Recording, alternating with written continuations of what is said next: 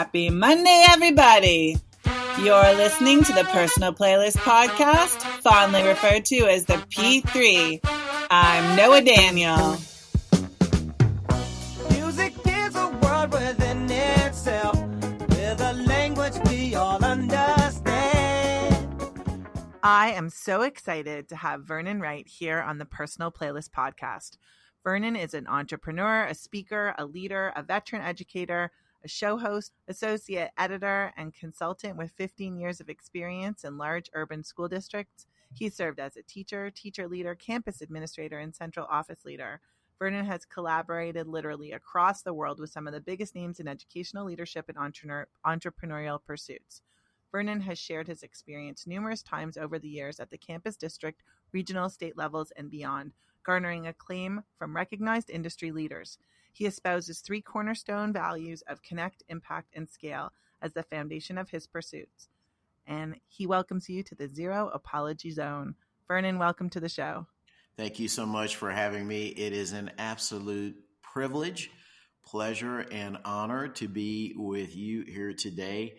And just want to go ahead and say to those that are listening, thank you for spending your time with us with this episode. Pay it forward. Make sure that you share this with others as well so they can partake in it. And if you're not following this podcast, you need to do so. Go ahead and listen to the whole episode first.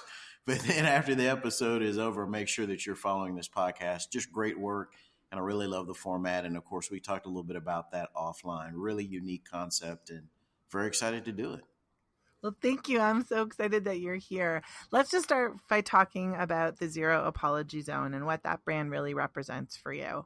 Great question. So cover a couple of things. One, how it came to be, just real briefly. And then secondly, what it stands for, because I do get asked those 2 questions, I should say, quite a bit.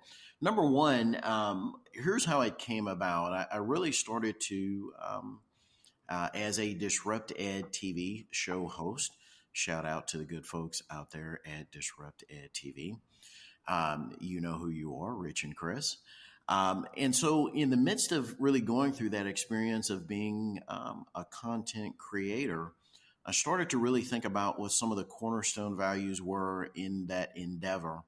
And one of the things that really came up in my mind and my heart and in my spirit was really standing up for those cornerstone values that I knew were noble values, and doing that without any apologies, right? Not being apologetic for what was noble. And that's an important thing that I want to say real quick as well, is that, you know, when a person's apologizing, make sure that you're apologizing for what you should be apologizing for. We don't apologize just to apologize in general. We need to be very mindful about our values. So with that, I started saying, you know, my tagline on Twitter and social media back then was, and with zero apologies. And so in talking with some friends, this tagline came up, the Zero Apology Zone. And that is kind of what it became. And what it has grown into various, I should say, lines of clothing right now in my apparel store, therightleader.com. As well, what does it represent? Because I get asked that question quite a bit as well, in addition to how it became and how it started. The Zero Apology Zone is a brand that really symbolizes the underdog. It's a brand that really symbolizes people who've been counted out in life, people who maybe have even been told that, you know, really they're destitute, may never even amount to anything in life. And really, it's a way for us to go ahead as a family. And that's really what I call the folks that are the core part of the Zero Apology Zone. I call them family because that's what we are. It's a way for us to go ahead and really stand up for those without a voice and those that have a voice but are afraid to speak. And so we use our platform to really espouse those different perspectives. And, you know, to be very honest with you as well, it's really something that we have fun with, because in doing those noble things, it allows us to also go ahead and use the apparel to every day and everywhere that we go to really message those values. Thank you so much for asking me. Great question. Well, in many ways, like that's what this show is about finding a way to espouse your values in a fun way to show your style, but more a musical style, and to have a voice. So tell me a little bit about preparing a throwback song, a song that reflects your identity, and a song that motivates you for your appearance on the show. Wonderful, absolutely wonderful process, and we talked about this a little bit offline, and I'll share this with you all that are listening. A little snippet from that conversation because everyone likes to get details behind the scenes, right? When we were talking about this, I was sharing that really there's such a unique experience, and it's one of the reasons why I really like this podcast. And again, if you're not following this podcast, get connected ASAP. Is really taking music and recognizing the power of music, not only in terms of just us listening to it, right, but how music really expresses and connects with our identities, and it's powerful. One of the words that we talked about offline before we started recording was the word convergence. And that's a word that maybe we don't necessarily use in education as much as we should, but really thinking about where do things come together to produce this synergy. And people in music, wow, what a powerful, powerful synergy. Abigail French and I wrote an article for Nohea Kindreds about the power of music, inspired by my good friend Santiago Mesa this past summer. Quick shout out to Aubrey Patterson and Lori Harvey of Nohea Kindreds and the rest of my fellow Nohea Kindreds. But we wrote an article. Link that in for sure. Yeah, absolutely. You got to throw a quick shout out to those great folks there.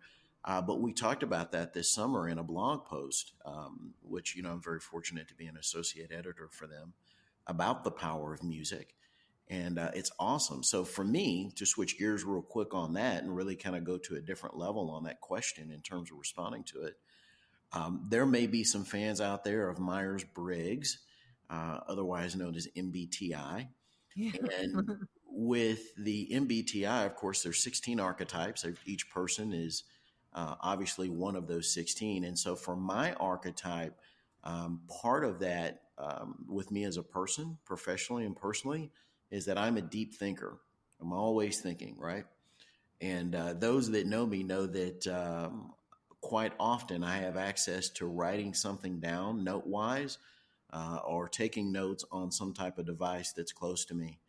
And so going through this process of really looking at these songs was a reflective one for me, and really allowed me the opportunity to really sit down and ask myself, does this song really represent the core of who I am? And if it does, what do I want the song to message? What do I want for it to convey to those that would come into contact with it? So great process, and I really enjoyed it. I was thinking about my ENFP status the last time I checked in on it, but I'm glad that it helped you think through a lot of aspects of who you are. And I think that that's one of the coolest things is although it's a snapshot and you could change your songs tomorrow, it's how you weave that story together to tell what your playlist is and celebrate so many parts of yourself. So let's begin with your throwback. Your nostalgic song is one by one of the most probably successful bands of all time. And although there were different people in it at different times, from like the very first note, it's hard not to be excited about this song. How did it come to be your throwback song? Well, really, I'm not going to go ahead and reveal at what age I first listened to the song, right? Because I'm trying to keep my youthful appearance. But did listen to it many years ago, heard it many years ago. And for those of you that remember, it was once upon a time in this country when we had these things called records, and or as some people would call them, vinyl, right? Or albums. Yeah, for sure. Or albums, 78s, 45s, 33s, for those that are out there. I still dream of my spider clips. Yeah. There you go, right? And I happen to have some music from this band back then on that format, those formats that we used. And immediately upon hearing the song, obviously it was popular then, and is still popular today, and I think that's what we would call a classic. And so that's how I came about. Let me say one thing real quick. I saw what you did there with the MBTI, throwing out the ENFP. Very nice. I caught that. Folks, if you're taking notes, and you all know that when you listen to an episode of this podcast, it is absolutely essential for you to have something to take notes with. You know, if you're driving, please be safe and drive. Don't try to take any notes while driving or operating heavy machinery or anything like that. But if you're in a place to take notes, then that was a good place to go ahead and jot down ENFP. And as I say, we're not just going to take notes, we're going to take copious notes. Copious notes. So, yeah, great process with this band. This is a song that I think quite a few folks will recognize immediately, and dare I say, the song will resonate with them deeply as well. Okay, well, here's your throwback song, Earth, Wind, and Fire, September.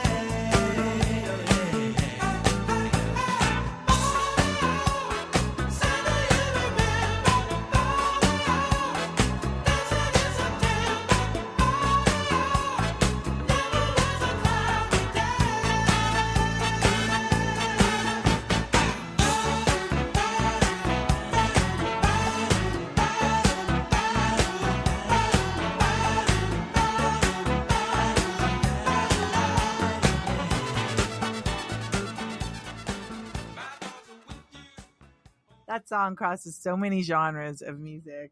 How are you feeling hearing it? Oh, absolutely awesome. It makes me, should I even admit on this podcast that it makes me want to dance? And I think that if I were to say that, I would not be alone in sharing that. It makes you want to dance. And I think one of the other things that it does too is it really brings back for me some very, very, very fond memories. And it's the power of music. Yeah, the power of music. I'm not sure why you were trepidatious about that, because I was dancing in my chair and I am not apologetic. I love music and I can't help myself. Like, even if I was forced to sit and listen to it, my neck would be moving, my toes would be moving in my shoes. And I find that song in particular very hard not to want to groove to. Yeah, I think in education, we're going to affirm each other for that, right? For sharing that and for that practice. And so some folks might ask, if they might ask us, they might ask the question, well, how does that relate to education? So here's what we're going to do, folks, for those of you that may be wondering. We're going to categorize dancing as a best practice in the category of kinesthetic learning. I love that you just did that. Right? But I think it's also a perfect example. Like, I'll never forget the first time I went to the symphony and I didn't understand the protocol of sitting there and just taking it all in because I wanted to move. And I think that every one of our learners respond differently to the provocations in our classroom. And sometimes the beauty is in seeing how people take it, not the intent of what you wanted to evoke in the individual. And so it's amazing to be able to see how some people just can't help themselves but to respond in a kinesthetic way to a provocation like music. Yeah, and I think, you know, we sometimes think about education and the learning experience in a way that maybe sometimes is a little myopic. And when I say myopic, of course, being a little maybe short-sighted or a little narrow in perspective, when maybe it should be a little bit more on the broad side, right? To kind of widen the perspectives on it. And here's what I would say as an example, a real world example, right? And so, of course, we're taping this episode on a Monday. And so, of course, the day before, yesterday, was a Sunday. And so typically, of course, here in the United States, for those that may be listening abroad, because I know your podcast has literally international reach, we typically here in the United States on Sundays watch the National Football League, what we would call American football versus football as it's known worldwide. And so there are some folks that really enjoy being there live in the stadium and watching it. And then there's some folks that like watching it maybe at a restaurant. And then there's some folks that like watching it at home.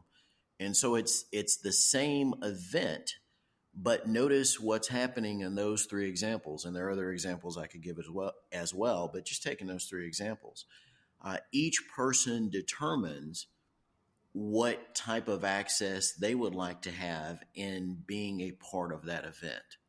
And so as educators, again, if you're able to take notes, if you're driving or doing anything like that, please don't take notes. Go ahead and do it to when you can do that safely. Safety is number one, right?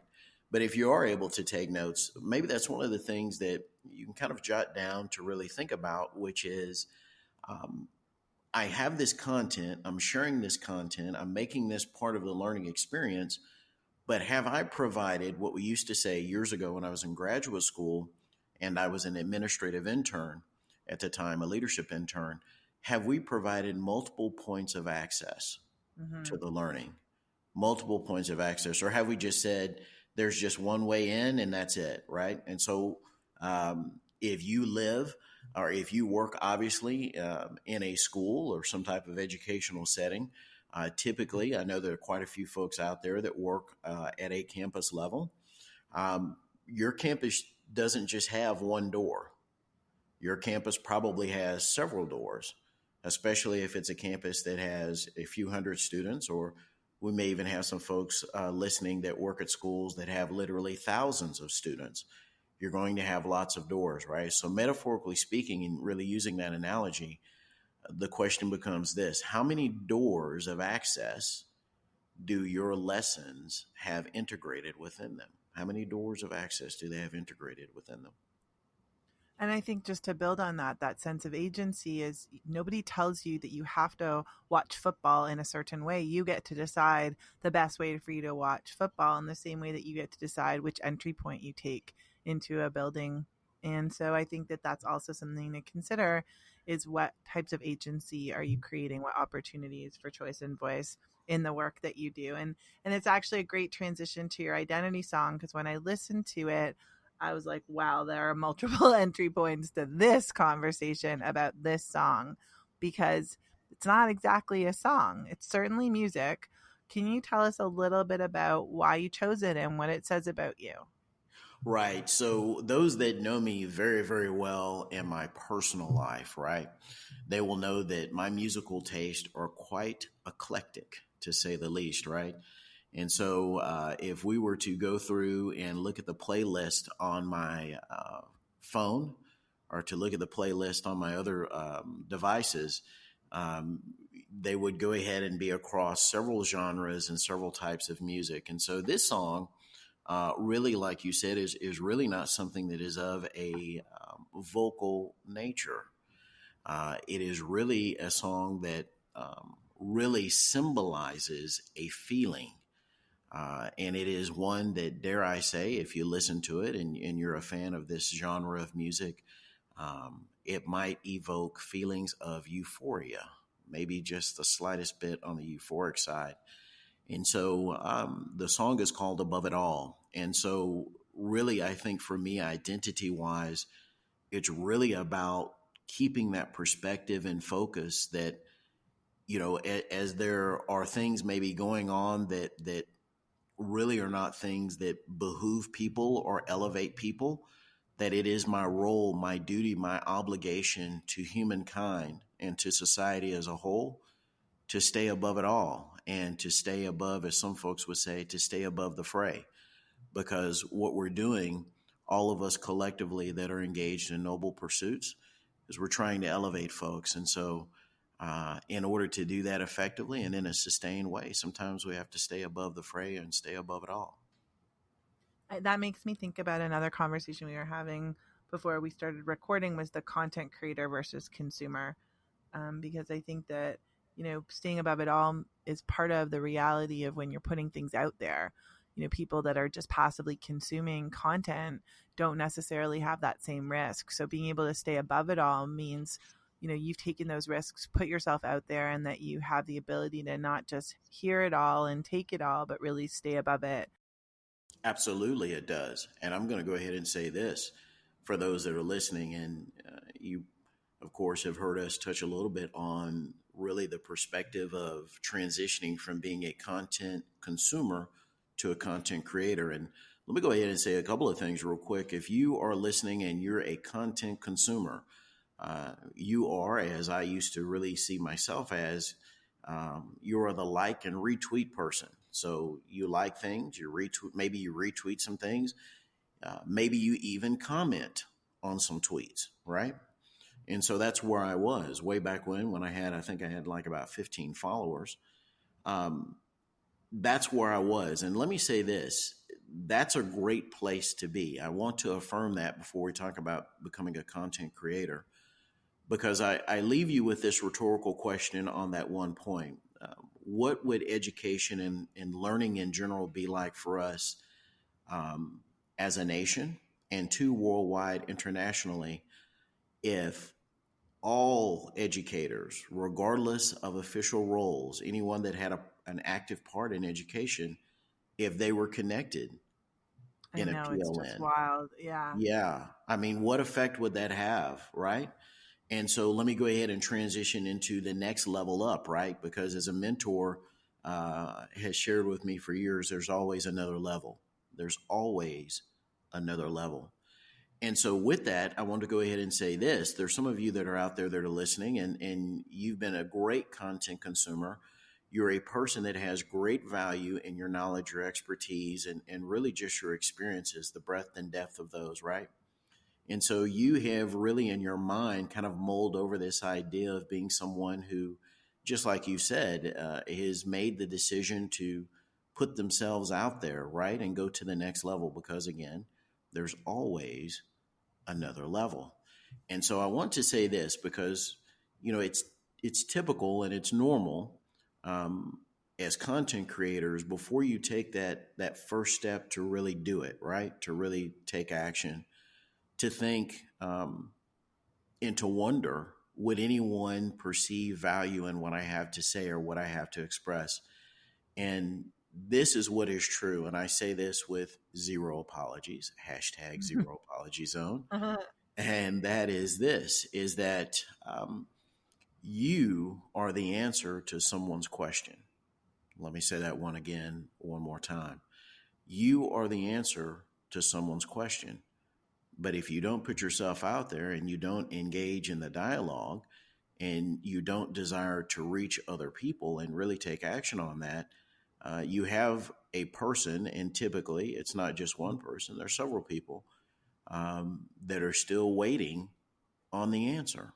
And you're the answer. I know that some folks may be wondering, Vernon, I'm the answer. How can that be? I don't even think that I have any answers about anything. Well, let me go ahead and drop this on you as well. To you, what is quote unquote normal or regular is someone else's breakthrough or epiphany. Let me say that one more time for those that are taking notes. For you, what is quote unquote normal or regular is someone else's breakthrough or epiphany. So one of the most selfless, I did not say selfish, selfless. One of the most selfless things you can do is engage in the collective dialogue and become that answer and share those answers and exchange those ideas with people that are waiting. And the marvelous thing is this, they were waiting for you and didn't know that it was you they were waiting for until they meet you. Okay, that's so mind-blowing. I need time to process it. So let's play above it all and really think about what it takes to be out there and to stay above it all.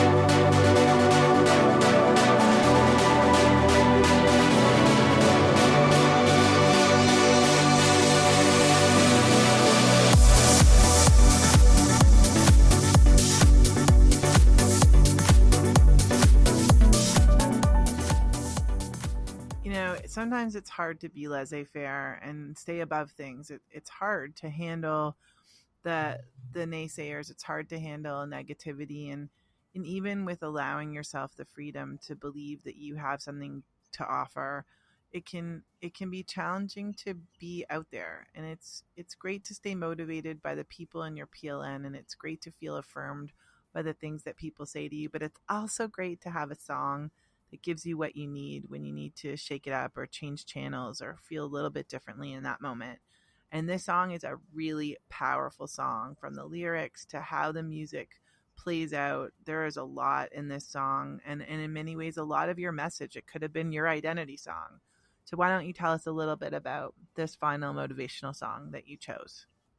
Well, let me say one thing real quick before we go to the next song. And again, I'm just absolutely privileged, honored, and grateful for the opportunity to share with you different ideas and to exchange ideas with you as well. Because, folks, let me go ahead and say this. Anything that is transformative typically involves, at some point in time or at different levels along the way, rich dialogue. And thank you so much for inviting me into what is already a rich dialogue. So if I could, and of course it's your show, so let me go ahead and see if it's okay with you. Is it okay for me to drop a bonus with the folks that are listening? You're my guest. Of course it's okay. All right. I just want to make sure, folks. All right. So if you are driving or something like that where you're not able to take notes, just take a mental note of what I'm getting ready to share. And then when you get the chance to go back over this episode, because of course we don't listen to something one time. We listen to it many times to make sure that we're taking in all the information as we process and meditate on it. But if you are able to take notes, take these notes down that I'm getting ready to share with you. 3 P's, as in the letter P, P apostrophe S. And so as you have said, sometimes we encounter resistance or people that are, they're naysayers, right? And one of the things that a mentor shared with me many, many, many years ago, and this is not the main point, but I'll throw in a second bonus as well, and it's this. He said, some people engage and enter into dialogue with the expressed intent to say no. Some people engage and enter into dialogue with the expressed intent to say yes. And so when you encounter resistance, I want you to go ahead and ask yourself, did this person enter into the dialogue looking to say no or looking to disparage? Or did this person enter into the dialogue looking to say yes and looking to elevate? So 3 P's, right? 3 P's. And those 3 P's are this in no particular order. People, purpose, passion. Let me say that one more time. People, purpose, passion. People, purpose, passion. So what do those 3 P's mean? Well, people, that's all of us, right? And we have a duality that I often share in my coaching and consulting business. And by the way, if you are enjoying this dialogue and you're saying, hey, Vernon, man, this is some good stuff, would like to go deeper with you and connect offline in addition to this podcast, because of course we have time constraints here, then just DM me on Twitter @TheRightLeader, and we can go ahead and we can talk about scheduling a coaching and consulting session. But when I get into coaching and consulting sessions, one of the things that I share with my clients is that we have a duality, right? A duality in terms of our human nature. And one is that we're individuals. So we have that, right? But we also have this other part where we have this collective identity. That's what I call it, collective identity. And that's why some of us, if we were in college and we belonged to fraternities, I was in a fraternity in college as well. We belong to different associations or different things. That's part of our collective identity, right? That's the people part. Passion. What are you absolutely passionate about? What do you think about when you go to bed?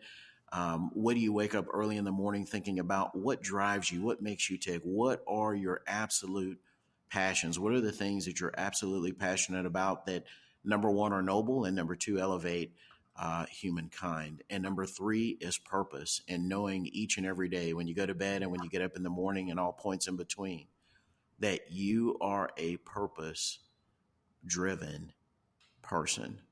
Purpose is what guides, right? I used to say this many years ago when I started my coaching and consulting business. Purpose guides, passion drives. Let me say that one more time. Purpose guides, passion drives.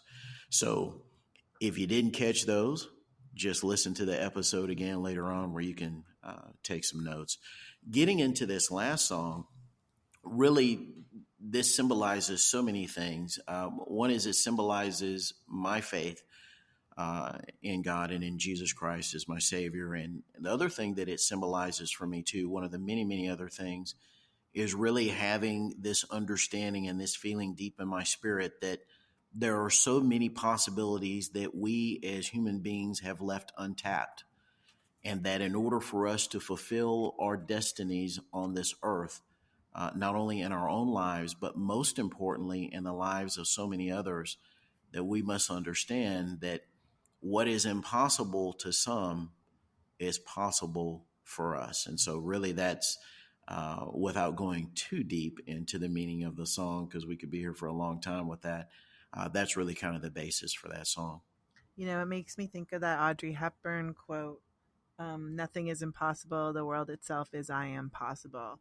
And I think that that's a lot of your message and what you just said. And it's a lot of who you are online. And even though this is your motivational song, I think like you were saying, there's always that duality is it's hard not to bring a piece of yourself into each of these choices. So let's play it. Planet Shakers featuring Israel Houghton. Through you, I can do anything. I can do all things, 'cause it's you who gives me strength. Nothing is impossible. Through you, blind eyes are open, strongholds are broken. I am living by faith. Nothing is impossible.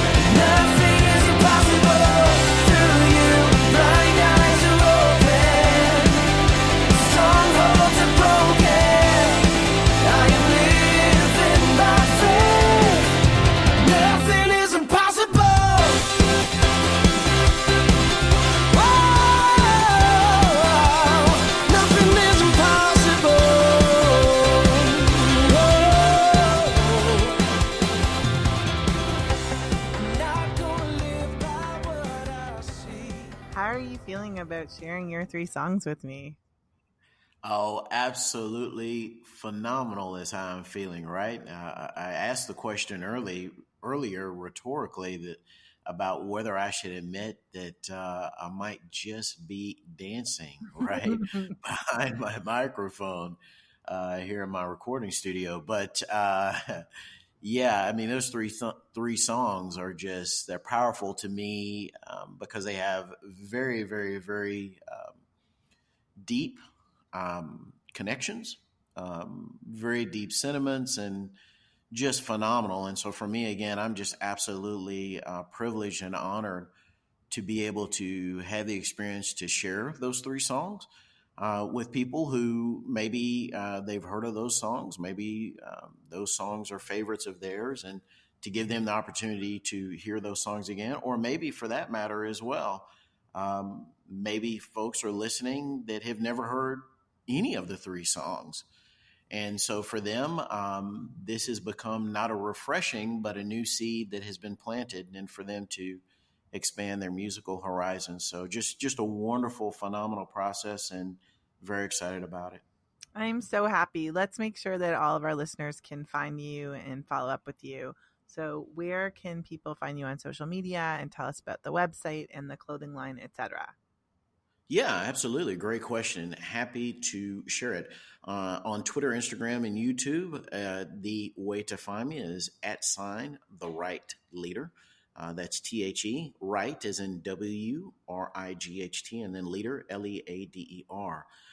My brand, which is really the hashtag Zero Apology Zone brand, we sell apparel online, the way to go ahead and see what that apparel looks like, the different things. And we're coming out with new stuff all of the time, folks, that we're constantly developing. And as a matter of fact, was having a great conversation with one of our family members, because we do call ourselves a family.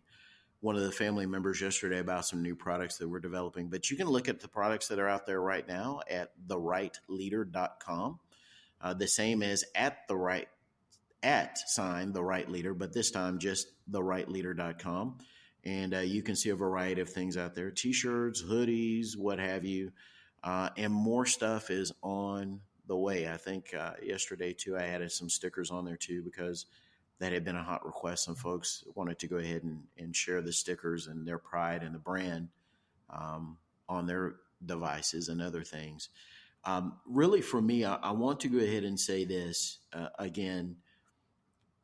It, for us, is an absolute privilege and a pleasure and an honor. And we're so grateful as a family, the Zero Apology Zone family, to have the opportunity and the platform to speak for the underdog, the people who have been told that, maybe they will never amount to anything, the people who, really have been forgotten about, and the people who don't have a voice. And for those that have a voice but have been so afraid or tepid to speak, we represent you, and we're out there to go ahead and stand for what is right.